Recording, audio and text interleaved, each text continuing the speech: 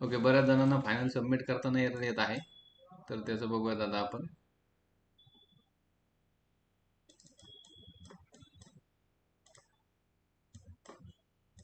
Okay,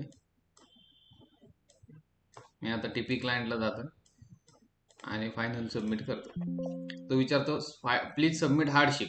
hardship कशी submit करायची, त्याच्यासाठी जायचं तुम्हाला टीपी क्लायंट सॉफ्टवेअरला. हे तुमचं ड्रॉइंग ओपन असणार आहे. याच्यामध्ये हार्डशिप म्हणून ऑप्शन आहे. हार्डशिप केव्हा यूज होणार, जर तुमचे काही करेक्शन्स असतील, सॉरी म्हणजे काही फेल जात असेल आणि ते तुम्हाला रिटेन करायचं असेल, त्या केसमध्ये तुम्ही हार्डशिप घेऊ शकता. तर जस्ट तुम्हाला काही करायची आवश्यकता नाही, इथं जस्ट नो करायचं. हार्डशिप टेकन यस यस केलं तर जस्टिफिकेशन द्यावं लागेल, इथे नो करायचं. जर तुम्ही करत असाल, फॉर एक्झाम्पल 3 मीटर मार्जिन देत आहेत तुम्ही, जागेवर 3.5 मीटर लागते, पण तुम्हाला 3 रिटेन करायची, त्याच्यासाठी जस्टिफिकेशन आहे तुमच्याकडे, तर मग तुम्हाला ते करावं लागेल, अदरवाईज गरज नाही. सेव्ह करायचंय.